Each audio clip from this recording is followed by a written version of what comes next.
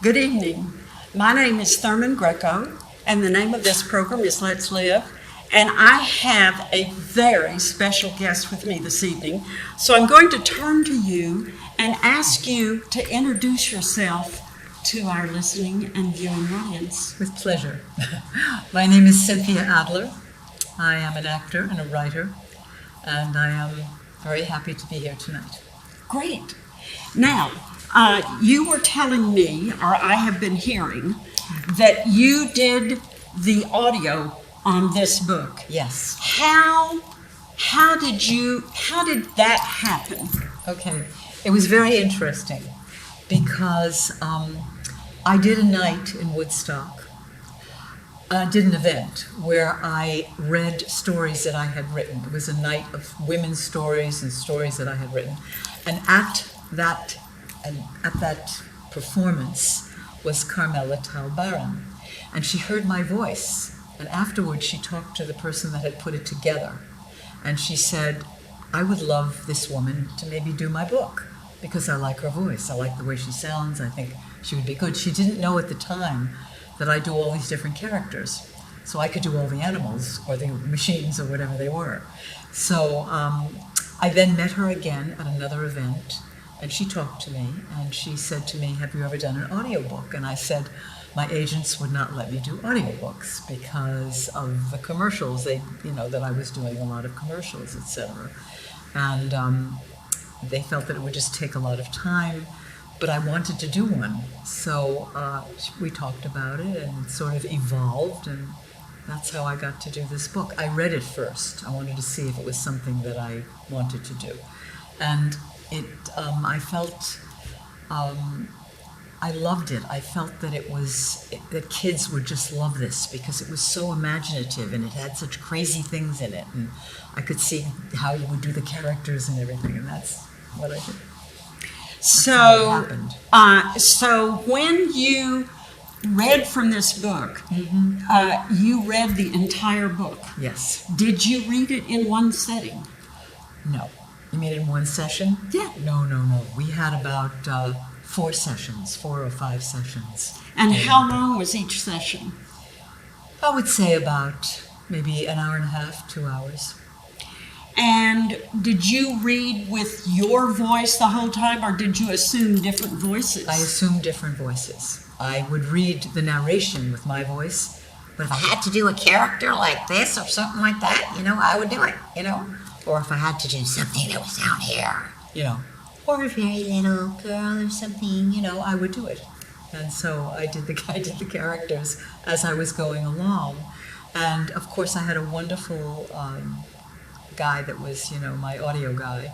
And so, he was very conscious and very patient. And, if we had to do retakes or anything like that. But it was a lot of fun to just see. And then I would forget sometimes which voice I used for what. We would have to go back because there were so many different characters, So, yeah. So you did the entire book. Yes, I did the entire book. How different was this narration than all of the other things that you have done throughout your career? Well, I never did an audiobook. That's why I'm asking, how is it different? It's totally different because I'm a satirist. I was the top voiceover in the country. So I was top voiceover, let's say, on the East Coast. There was somebody on the West Coast who was a top voiceover there. And I was doing a ton of commercials, narrations, all kinds of things for different shows, on HBO or different shows, Discovery Channel or, tons of things.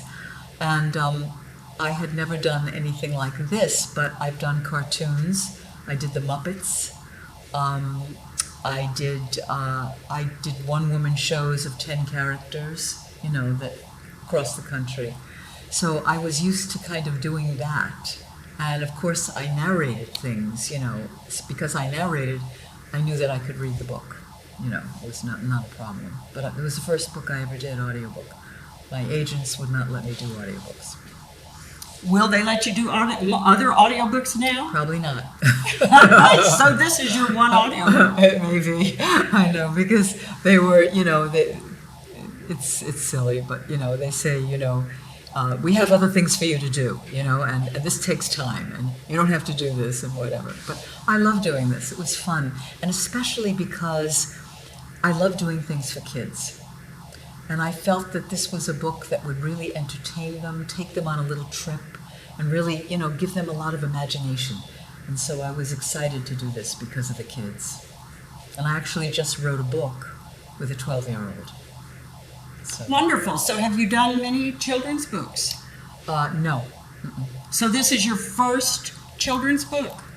You mean this? No, the one you just wrote. Yes, it's a book, yes. I wrote it with this 12-year-old boy, and it's just finished, so we're going to see what happens with it. It's like, it's really the best to be made into a movie, rather even than a book, because it's a movie for kids, but I love working with kids, and that's why I just love, I love doing this book, because the imagination in this book takes kids to ton of different places, and for me that's very satisfying. Was this book that you just finished with this 12-year-old child, is it a chapter book or a picture book? It's a chapter book. It's a chapter book.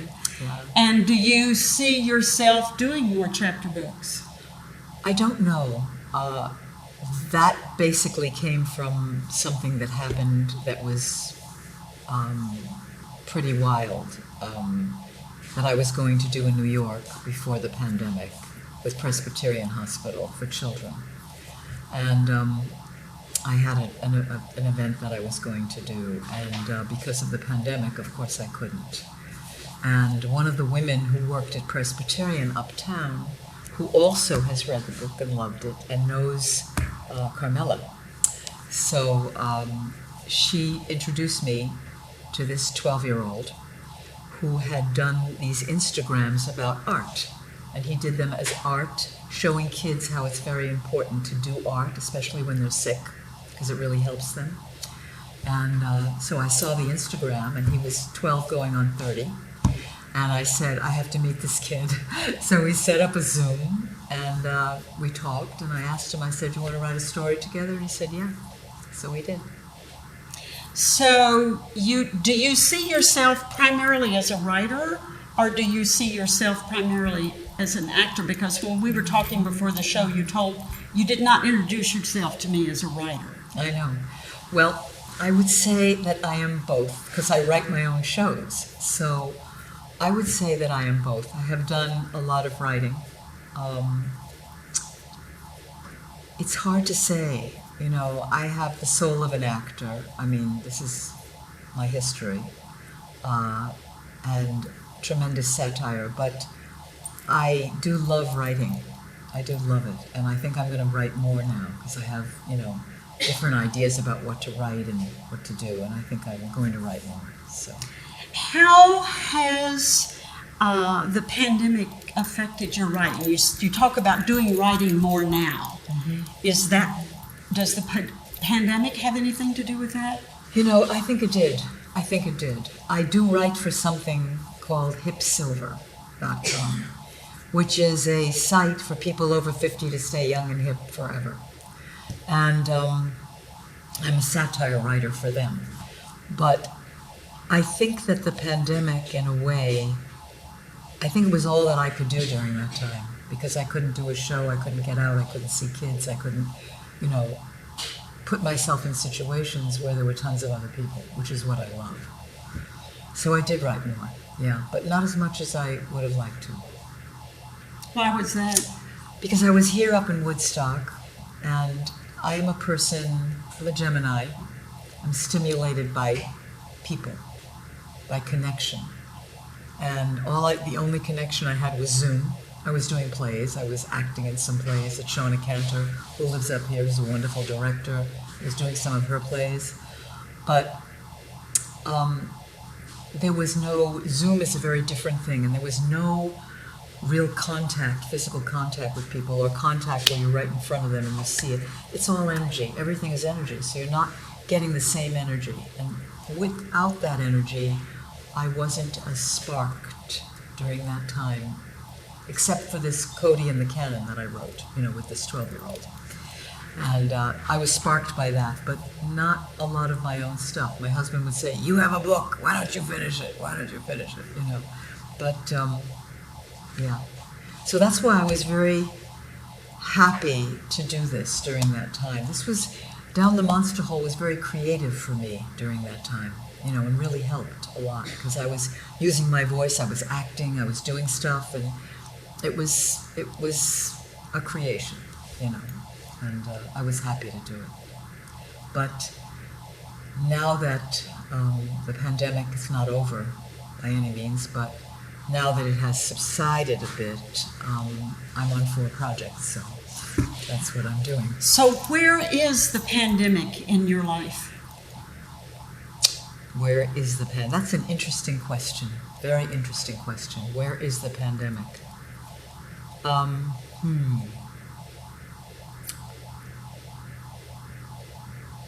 The pandemic is something that has forced me, and I think a lot of people, to look at their lives, to look inside and see what they really want and what really matters to them.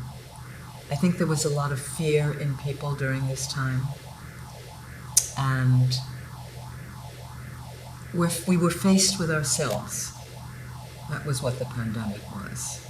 It forced us to look at our lives, to look at ourselves, to see what is it that we really want, and to try to basically during that time stay as safe as we possibly could, you know.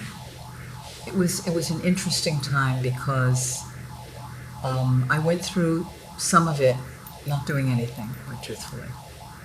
You know, watching television, watching Friends in series and stuff, you know. Yeah. Where were you physically most of the time? Here in Woodstock. My husband said, "You're coming up here, that's it." He wouldn't let me in the city, you know, at all. So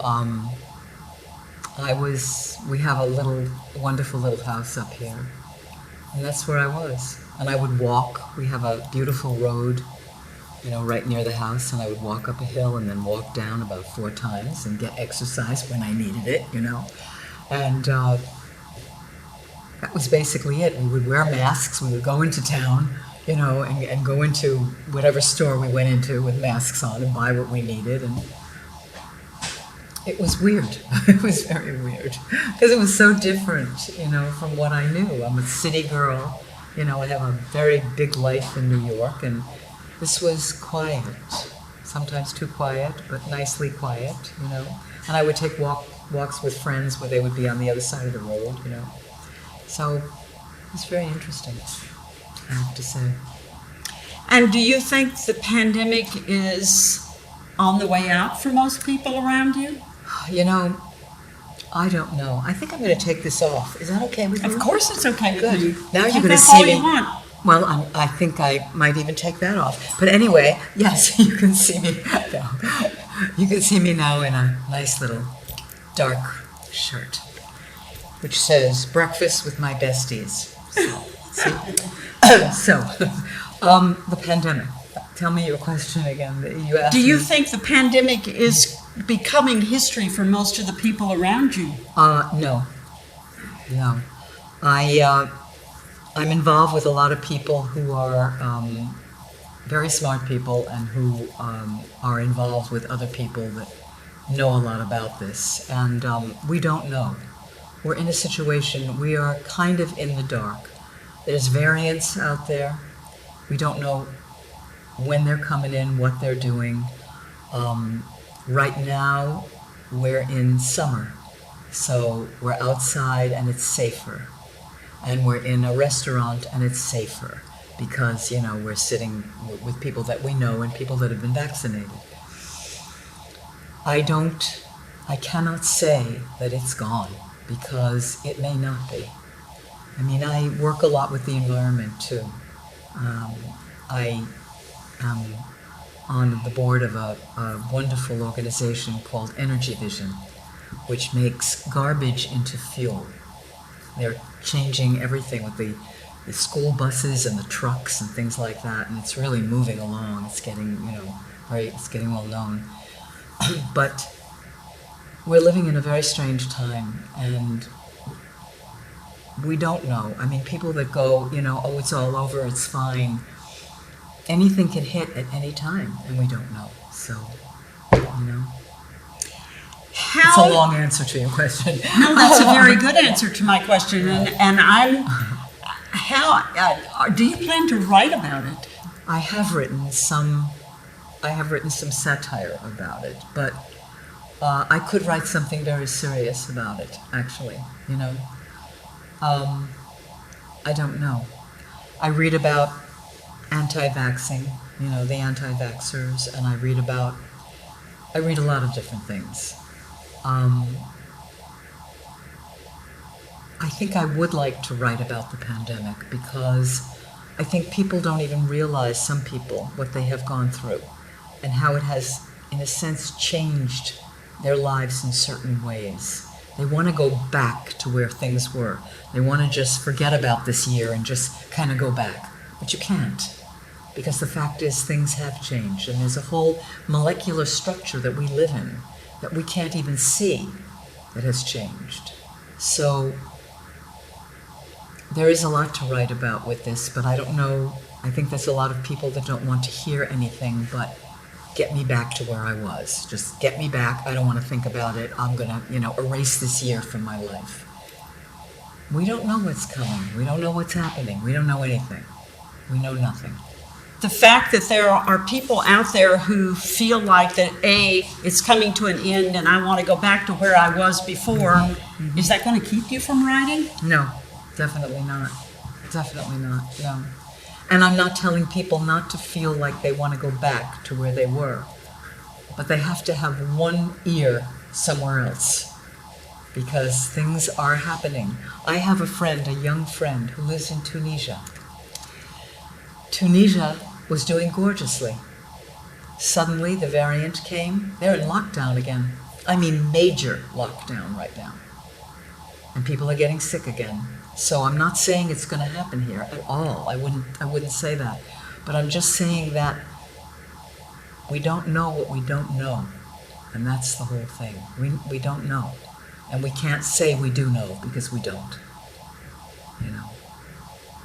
It's hard. It's hard to talk about, because, not for me with you right now, but it's hard to talk about because you want people to feel, oh my God, I'm getting back to life and this is going to be great and we've got this and we've got that, But like I said, there's got to be one ear to something else, because things are happening in different places now.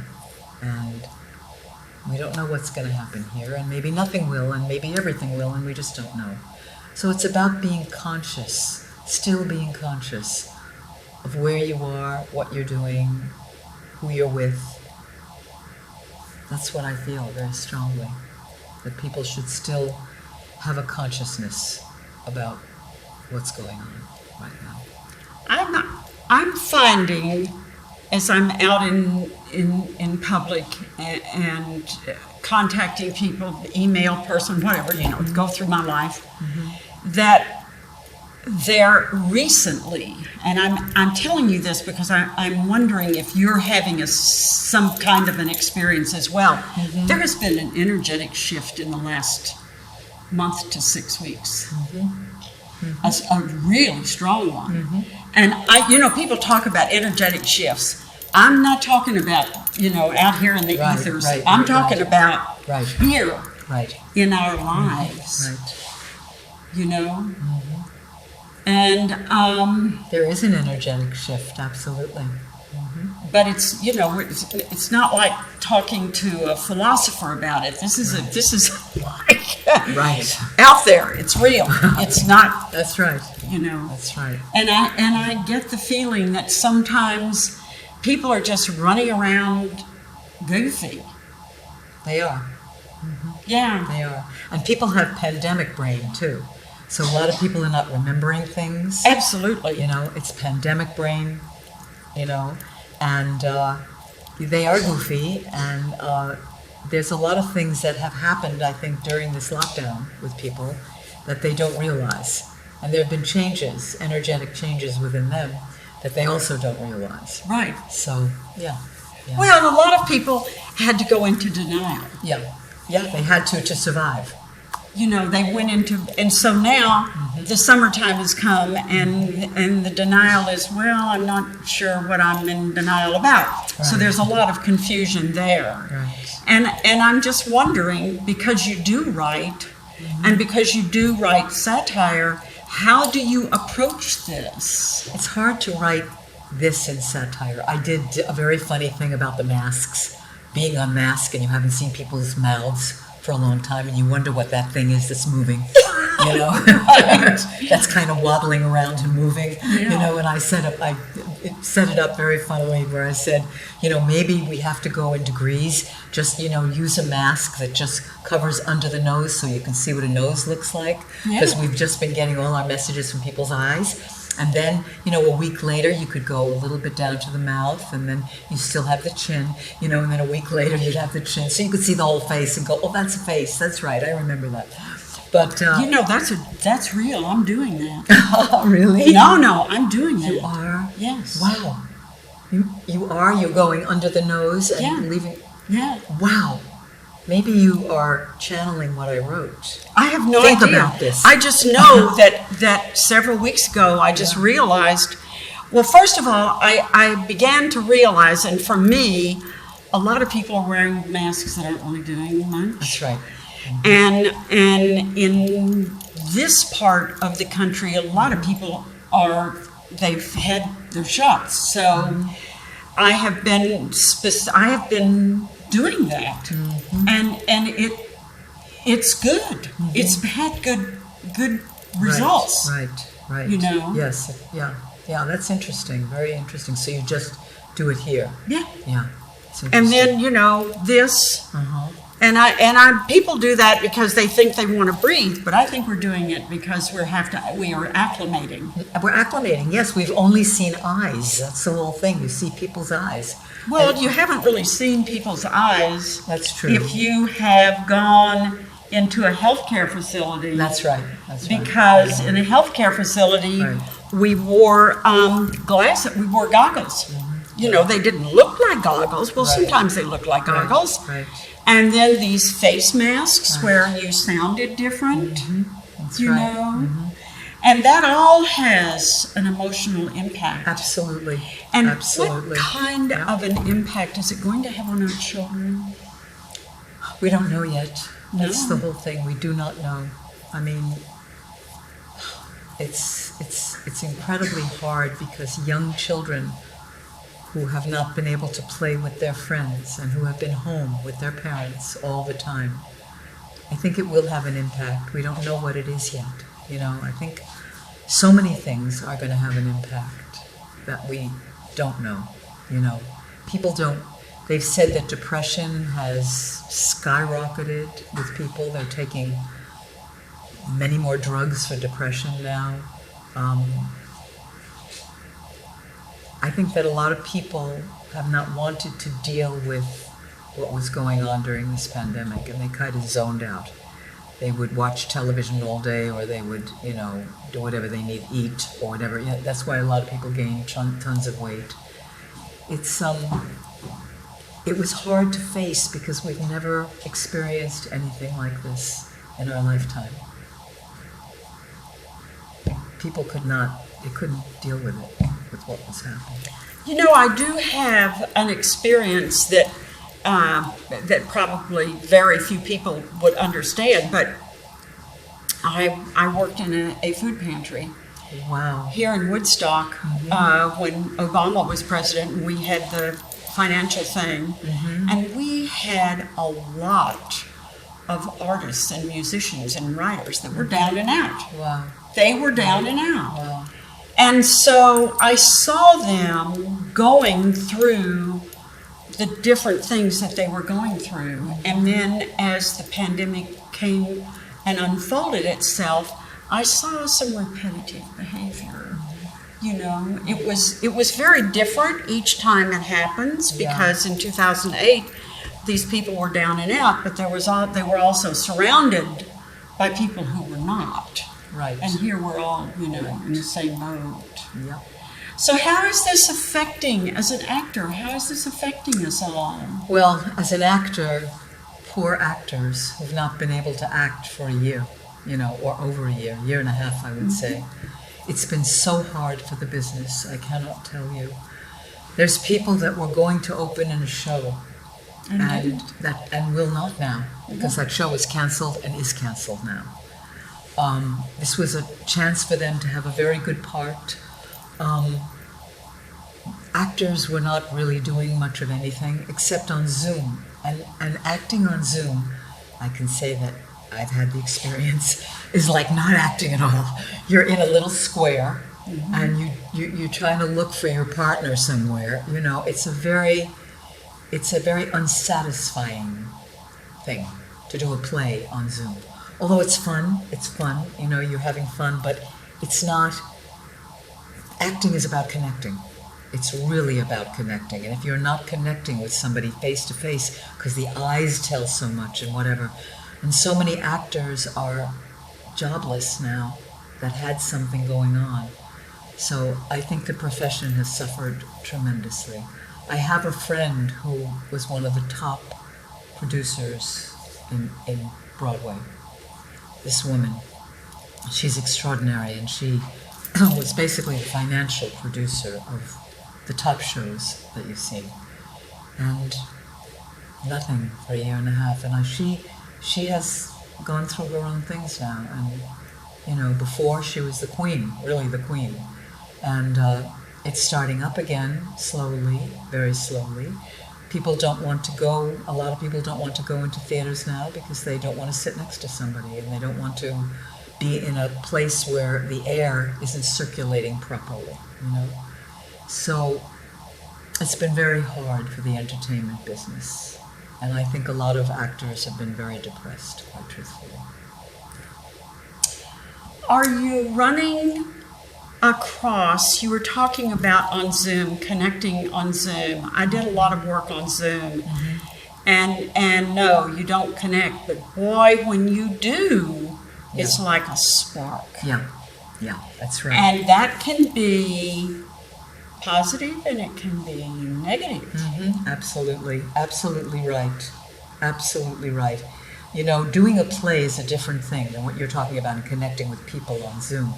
Because doing a play, and they're fun to do, and people kind of like them, but it's just a very different experience completely.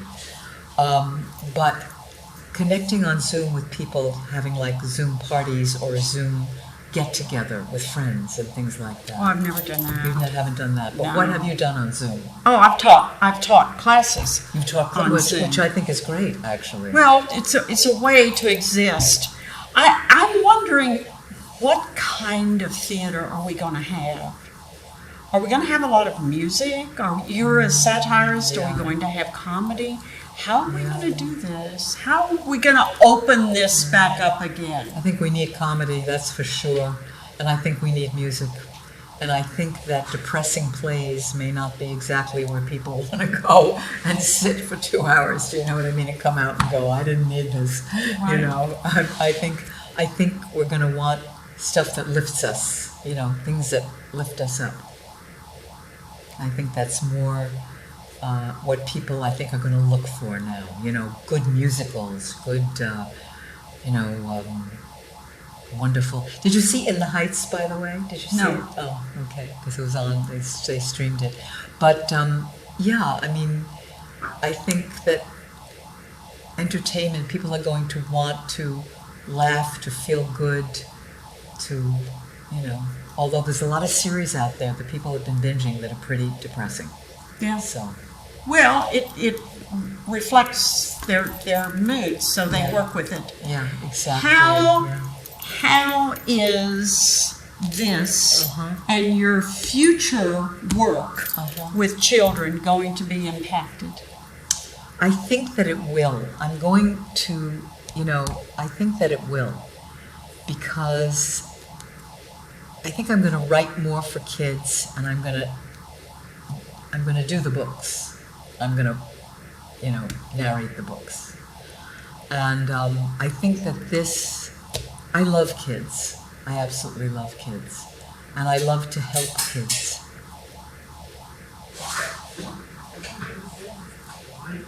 I think we still have sound. We do? Yes, Okay. we still have sound. Wow. I think maybe, do you think something happened? Is it raining and storming or something out there? And that we're losing, No, we blew a bulb. oh, we did? So let's go back to the children. Yeah, the children. So how are we going to work with the children? Yeah, I think writing some things that will inspire them and let them know that they have a great future and that they can do whatever they want, and that they, you know, that this particular year or year and a half, in a sense, has prepared them for actually doing more and better in their lives and becoming more engaged with friends, because they really saw how they didn't have that during this time. And I think it's going to bring them closer to the people that they're studying with and going to school, and, you know, and closer to their teachers, and closer because they have been without it. And now when they get it, they're going to see how wonderful that feels, rather than just getting it from when they're young and going, I don't care about school, I don't want to go to school, I don't. Because now they know. Yeah, Now exactly. they know. Now they know, exactly. Now they know. They know what it's like not to have school. That's right, exactly. When Exactly. do you see yourself moving in a direction in the future? Yes, I do. Yeah, I do. And I have some projects that were ready to go. And I have producers for those projects, for some stuff that I wrote and some things that I did. And I'm going to see what happens with that. And two of the things are for kids also. They're for kids. But one of them that I'm doing is, I don't know if I should talk about it, but it has to do with animals. And it's very crazy and it's very satirical. And I'll tell you about it maybe another time. For But not another now. interview. It's too soon. Another interview. I think it's too soon. I mean, we were going to do it, and the pandemic hit. But I don't think I want to talk about this one, but I'll do it on another interview. Okay, now that does bring a question up. You have a project that you were going to do, and I the had two. pandemic hit. Okay, so you had two projects that you were going to do. Because now, like, Carmela's book was interrupted. So, what's happening now? But I did this during the pandemic. Right. I think a lot of people charged ahead because people who really worked some people who really worked had this to-do list somewhere in the back of the brain, and this was your chance now. Yep. The phones are not ringing all that much. You can't go see anybody. Let's do these things. So it gave people a chance to move forward. Right. So we're going to have things like this, Yes. and maybe they will be better. Do you think there is a chance? There they is will a be chance better? for that, yes. There is a chance for that, yes. I really, when it first hit and everybody was running around upset, I was thinking, now wait a minute, the skies are bluing, things are, they can be better. Yes, they can. I agree with you tremendously. I So, really do. is this a time now to open up? I think Is it this is. a time to move forward? Are the phones ringing now? The phones are ringing, but, I think my phones rang a little too much during that pandemic because, people wanted to connect and everything. But I think things are opening up that way, and I think that, I think people's energy is coming back to a cleaner energy, even though there's that little thing with the ear listening to see what's happening right now, I don't know. But I think that, there is going to be some wonderful creations that we're going to see coming from this. If people can kind of let go and delve into what's inside them and what they want to bring out in their own lives, in whatever way they do. you know. I just wore this, white jacket. I thought maybe I could become a doctor. You know? Well, I'll play one on TV. Yeah. one of the things I think that is happening that I think can be positive Yeah. is maybe this happened, and in another time when there wasn't a pause, maybe Carmela would have gone in another direction. She might have, yes. She might have. And I don't know if we're ever going to get back to that. I don't think we're. Do you think we're going to ever get back? No, I don't. So I really don't. it's like Not back to exactly where we were. We can't. no, well, Because that's right. We the don't- energy has changed. Yes, completely. Yeah. So when we talk about This. changes, Uh-huh. are we moving? Are we moving in the new? Is it time to move in the new direction? That's my question. That's a very good question. And that's a hard one to answer. Because we're not sure yet what is coming or not coming. And I think people want to move in the new direction, but they're kind of like waiting to see exactly what's going to happen. Do you know what I mean? It's like everybody says, oh yes, we're fine. But somewhere inside, that's not totally believed. Well, I think a lot of our country is on hold. We It have is. people that won't go back to work. That's right. They've been That's home right. for a year and a half. That's They're not right. going to put the They foot don't out. want to anymore. Right, They don't want to go back to work. right. They're on the beach. That's right. That's right. So, and until something happens that convinces them to move forward, they're not. I don't think we've had that much change. No, we haven't, but the truth is, it may not happen that they want to go back. They may go, hey, I can be with my kid, I can work, I can have lunch with my kid, I can, see my kid when it comes back from school, I can just sit in my office and do my work here. That's a lot of what's happening. It's a lot of I call it the hermit brigade. And I wrote something called the hermit brigade. But there's a lot of people, so many people that have decided that, this is a better life for me. I didn't realize, I don't have to go into the office and, travel for an hour to get to my office. I can work right from here. I have people that I work with that are doing that right now. I mean, they're home. They're saying, I'd rather stay home and work from here. I got a computer. What do I need? I do my computer in the office anyway. I'm just in a different place. That's the whole thing. So I think a lot of that's going to change. I think a lot of offices may scale down to a much smaller office, and a lot of their people are going to be working at home. Depends on what the business is, etc. But I think a lot of changes are going to take place now, little by little. How do you think that's going to affect the city? Oh boy. Well, Because before the pandemic, man, there was a lot of building going on. Yes, there was. And it was all focused in one direction. And now everybody's going in this direction. And you've got all these buildings. people are moving. They're moving upstate. They're moving to different places a lot. There's a big flux upstate, for people that had apartments in the city that left them. Yeah, it's true. They're going in a lot of different areas. It's very interesting.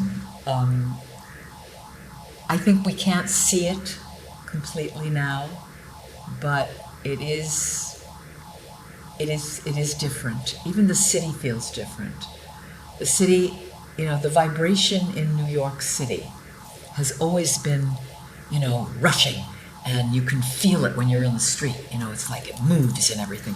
Even if you go into the subway in the city now, people are masked now. I don't know if there will be soon, but they were masked when I was there last, which was about 3 weeks ago. And there's a whole different vibration on the car. Everybody's quiet. Everybody's hanging on to something. Everybody's kind of moving away from somebody that's getting too close to them. I mean, it's really wild. Whereas before, it was like talking and this and that, and people are squunched together. It's different. Everybody has this thing of, I have to be aware. I think I have to be aware. I have to be aware. And I think that's a lot of what's changing. And the energy in the city doesn't have the kind of wild energy that the city had. It's definitely calmed down a bit. It's weird. Do you think that's temporary because we really haven't opened up yet? It might be, but we don't know. We don't know. That's the whole thing. It might be temporary, and it might not. See, that's the thing. We don't know. We're in a... The suspense is building. That's right. The suspense is building. Exactly. When the fall comes, there'll be a lot that we're going to see. Because right now it's summer, people are relaxing, they're maybe taking a vacation, they're going to their summer homes, they're going to the beach. But when the fall comes and we go into, that kind of, circle that we go into, we don't know what's going to happen then, because that's when we're going to see how much everything has changed. One of the things that I think about once in a while is we have in upstate New York, in the Hudson Valley, there are some people that think that everybody that left New York City has moved up here to the Hudson Valley. And they feel like this is the only place. And I kind of feel like there's some other places. Oh, there is, definitely. And I'm wondering, what about all those people that moved to Detroit? Well, I don't know how they're going to do, but I'm sure they'll be fine. Because a lot of people did. I know. They did have opportunities. Not everybody came to upstate New York. Definitely and not. I'm wondering what is going to happen a year and a half from now. If things do calm down, when are people going to start moving back, looking for that energy? Because it's not up here. I know. That's why you asked me how I was with the pandemic, because that energy, I came from, into, down, nothing. I don't know. It's going to be interesting. Either they're going to search for that energy again, or they're going to say, I can finally breathe, and I kind of like it here, because I realize it feels better without that rushed energy or whatever. And then other people are going to say, I've got to have it back, And will it come back? Will the city, it's not about places even opening. It's about something that has happened in the city that you can't erase. So it isn't, we know everything is energy. And so it is a different energy now. And we don't know. We're really up in the air. We don't know. One of the things that I feel is up here. I can't talk about Detroit. Right. I can't talk about Oklahoma City. Right. I can't talk about Texas. Right, none of that. I'm not talking about Texas. No. None of that. But I do feel that the families that with children that were fortunate enough to find a place up here, those people I think are going to stay. Yeah, I do too. And there's some good schools up here. Yeah, very good schools. And they're free. And I really feel that these children are going to get a Hudson Valley education, and they are going to grow up, which is completely different from what was planned for them 2 years ago. Yep. And I think that there's something very valuable in that. And also there's kids that are city kids, and that's going to be great for them, whatever they do. It's very much up in the air. So up in the air. All up in the air. And, people that feel, it's all over, it's fine, we're going back to where we were, it's streaming. I feel like 5 years from now, people are going to remember 2021. Oh, yeah. The summer of 2021 was when all of the direction changed, and nobody knew. Nobody knew. But I'll tell you what I think. I think the children, they're going to come out ahead. I do too. I think they're going to love this book. Well, they're going to love not only, but they're going to love their future because there is an opportunity presented here for people to create a good future for their children. I agree. I really believe that. I agree with you. I agree with you. I know that in the very beginning, when everybody was very, very upset about it, I kept saying, now wait a minute, there's an opportunity here. Think about this a little bit. And I have held that feeling. Yeah. You know? Yeah. I really feel that this particular area, you can start with Beacon and go on up maybe to Hudson. Mm-hmm. Yeah, it's great. You know? Mm-hmm. And of course, I understand now that Albany's full. Really? Oh my God. I know. You know? Yeah. Well, hey, there's room for everybody. That's right. That's right. And so many people want to leave the city now, and they are. They are. There's tons of empty apartments now. Well, and for some people it's working out, and for some people it's not. And if it doesn't work out, they will go back. Yeah. I have run across some homeless people who left the city and have not been able to adapt, and they will return, I think. But I've also run across some people who really are adapting, and I'm running across people who are just going into the craziness of this summer. Yeah. You know? Mm-hmm. I don't know. It's something to look back on. Mm-hmm. I have not interviewed any people who are really writing about the pandemic. Mm-hmm. And I myself have avoided it up until now because so many of my readers are all over the world and their experiences are so different from ours. Right. The experience that you have is very personal. Mm-hmm. It's very much here. Absolutely. You know. Mm-hmm. Yeah, you're right. Yeah. It's like your friend in Tunisia, you know, life is just really different. Really different. And my friends in Italy also, they're going through their own thing right now. It's, you know, we always think we know what's going on. And I think this pandemic has shown us that we don't really know what's going on. And we have to go moment to moment and adapt and see where it's going, because we don't know.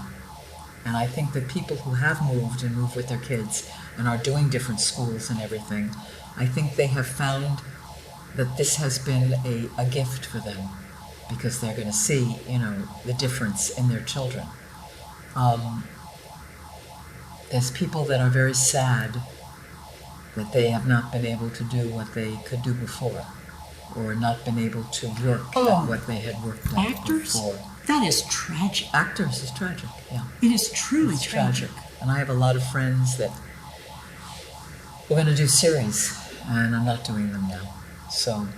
And so, you know, sometimes I run across people, because I'm at the Mowers Meadow on Saturdays and Sundays raising money for the hungry, and I run across actors, and they seem to be coping so well, and I just want to say, now wait a minute, tell me how you do this, because this has been going on for so long. I know.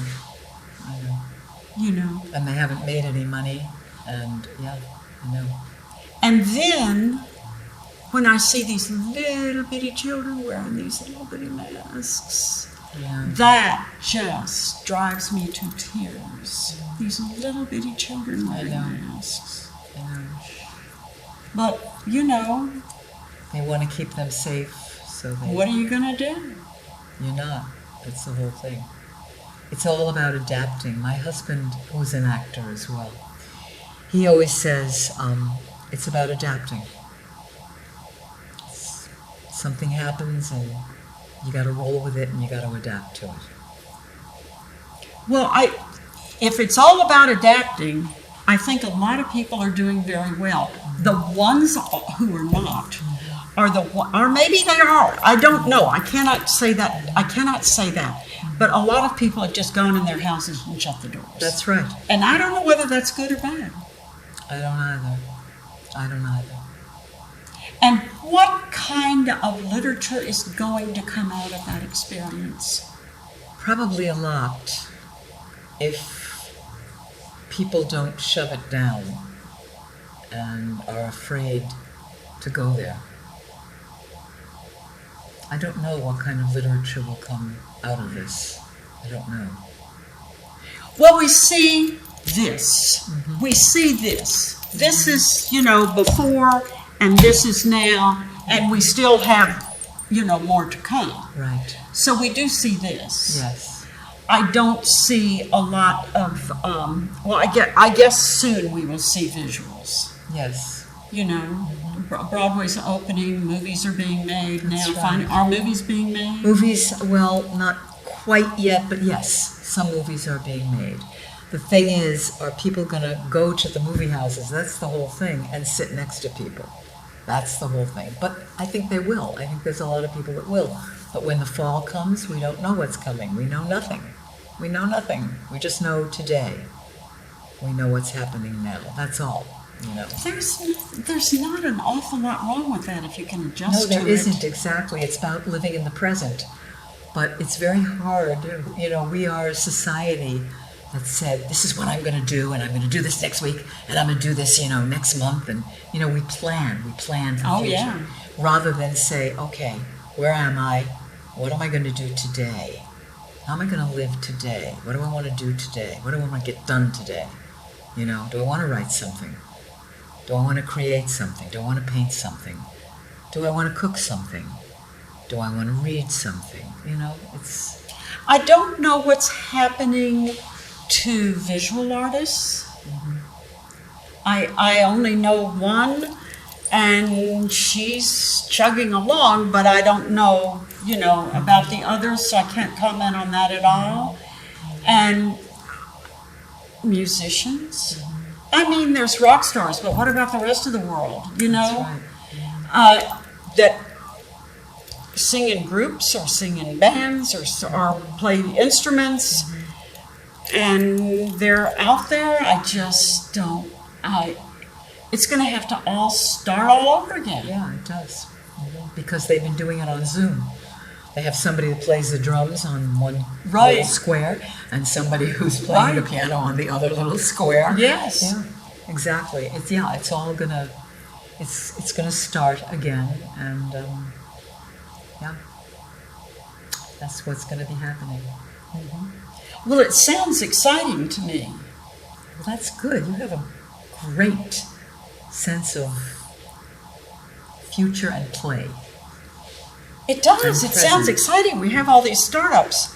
So that we have, this is an example, we have this and this and this, and we don't know what this is. No, we don't. We don't. Hey, that's what this is, right? That's what this is right here. Yeah. And this is what we are going to manifest. That's right. That's right. Exactly. Whatever is here in this space that comes when this goes there. Yes, absolutely. Exactly. That's absolutely true. But it's going to take, and then you always have like the word is not right, but I talk about the counterculture. You always have the naysayers, I guess, and we have them now. We have the scientific people, and then we have the others. That's right. That's right. And who do we listen to? Oh, man. It depends upon how afraid you are. Yeah, see, that's it. Maybe it's about letting go of fear during this time.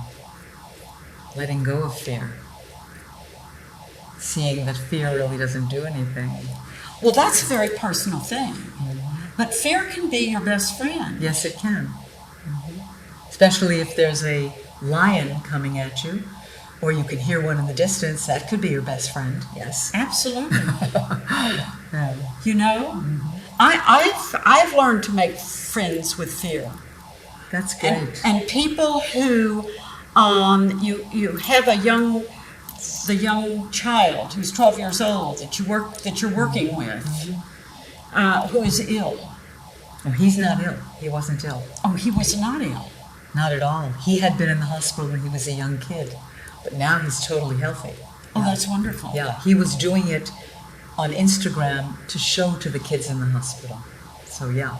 So he was inspired by his past. Probably, yes. And that's why he does his art and his other things, and he knits, and he does some other things too. He's kind of amazing. Adorable too, absolutely. And going on 30, basically. 12 going on 30. I think that's the fear. Going on to 30. Well, I think that, he's very smart, and he thinks in a very grown-up way. That's what it is. He thinks he's, he sees things in a very grown-up way. So that's basically what it is. I think that's what happens to children who are sick. Might be. He was 5 years old when he was sick. It could be. I think it is, because once they get really sick, the universal response is they really face up to the reality much faster than the adults. That's right. And they go right there. But you know what's very interesting? There's a woman named Stephanie Angel, who I know, who's wonderful. She's a filmmaker, and she has Angel Light Films. And she has made these films, short films of kids who are very sick, or are very sick, and what they're doing with their lives to be creative and out there and really, doing fabulous things by making things or showing people how to do things or making them laugh, and these films are extraordinary, these small films. They've got to go into the hospitals, for kids to see that even though something is wrong with them. There was one film that I saw with a boy who had one side of his face, that's all. This side was just flesh, and his face was all to the side. And he was laughing and had friends and started to do things, and he was taking up different hobbies, and it was incredible. So it's about inspiring people to rise above whatever is going on. We could talk about the pandemic, the same thing. Just rise above what's going on and see, where do you want to go? What do you want to be? Who do you want to be?